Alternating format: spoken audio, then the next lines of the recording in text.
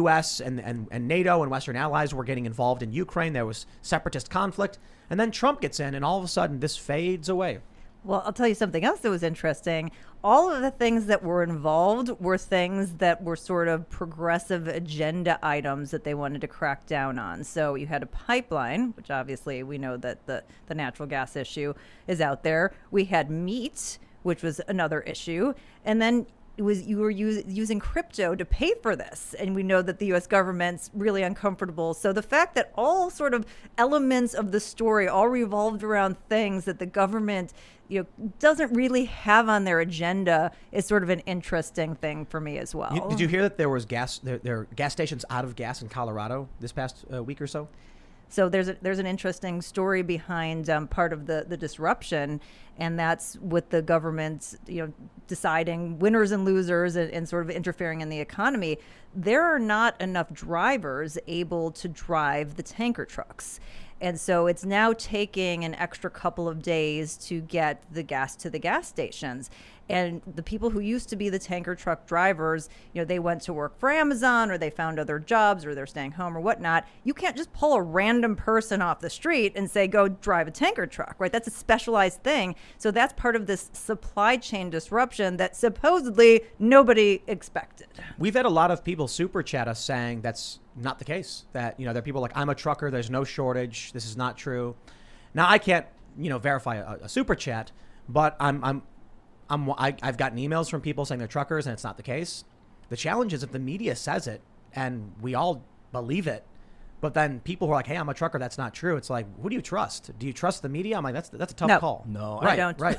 I can't trust any of it. I mean, it's anecdotal at best if someone super chats and they're like, hey, it worked. I saw it, so it's real everywhere. Like, I saw it here, so everywhere. Right, exactly. It may be in their particular area or their particular company as well. You mentioned in the previous segment how there's like maybe a tie-in with China's move against crypto and stuff. And we have talked about all of the moves made during the pandemic and its potential relationship to a coming war. So a few things I've said is not to imply a conspiracy. I'm not saying that. I'm saying how fortuitous for the United States based on what happened.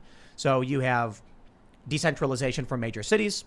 If a city gets nuked, well, 500,000 people leave New York, and many of these people are leaders in industry or high-ranking individuals in certain companies, and they're working from home in different areas. So now it's harder to take out our economy because you can't just go after one city. You still can't. You kind of can.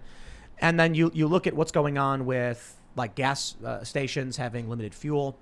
A lot of it feels like there's something happening behind the scenes we don't know about. We don't have a very strong journalistic apparatus in this country to inform us about what's going on.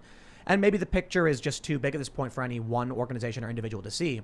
But I look at all this and I'm wondering if our critical infrastructure gets attacked. That's oil pipelines and it's meat production, which was like, I think, a fifth of all meat production. Yeah. Then I saw this story about a gas shortage in Colorado and I'm like, now explain to me how that happens. So like, oh, it's a trucker shortage.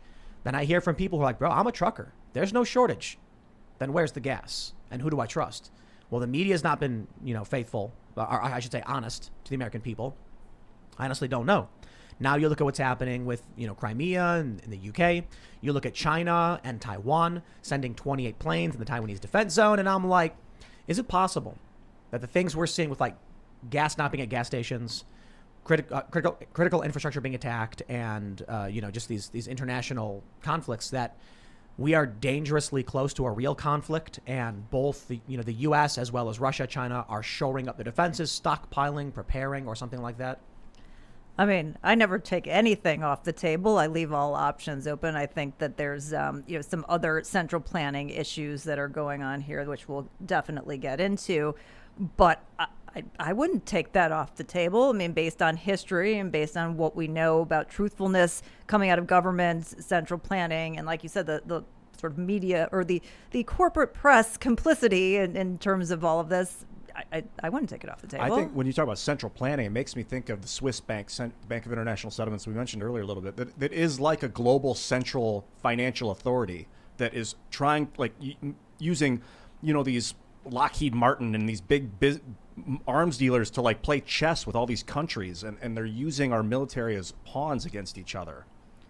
Yeah, it's interesting. I mean, I tend to be a little bit more domestic focused, and we certainly have, at least today, most of the wealth in the world.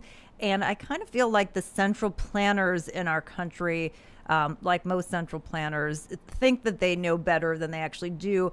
I don't know that I buy the global conspiracy, because I feel like if you have that central power, like, why are you sharing it with these other guys over there? I mean, we know that cartelization never works. Somebody always breaks off. And so I feel like we're probably the leaders of that. So if there's something that's going on, it's probably starting with us, because I mean, we've got the financial center, we've got the wealth, we've got the innovation. So the idea that there's some other puppet master in Switzerland, not to say that they're not doing things in Europe with the ECB and whatnot, but that they're actually controlling the U.S. narrative, unless they're just smarter than our central planners, which is, I mean, anybody could pick 5 people out of the phone book and they're smarter than our central planners. You know, I don't know. It's an interesting discussion. I'm not a big fan of, the big bank conspiracies or anything like that. I certainly think we have a problem with the Fed. Yeah, we have a big bank conspiracy, with the Federal Reserve here in the United States. You know what's funny is, like, it is a conspiracy, isn't it? The definition of conspiracy: a group of people doing committing some amoral, unethical, or criminal act in secret. I mean, that was literally the founding of the Fed. I actually talk about it in the book. The founding of the Fed, that the idea that it was decentralized, this cloak of decentralization, which I sourced back. If you want to read, like, deep dive on this, it's a book called The Case Against the Fed by Dr. Murray Rothbard, who's a now deceased economist.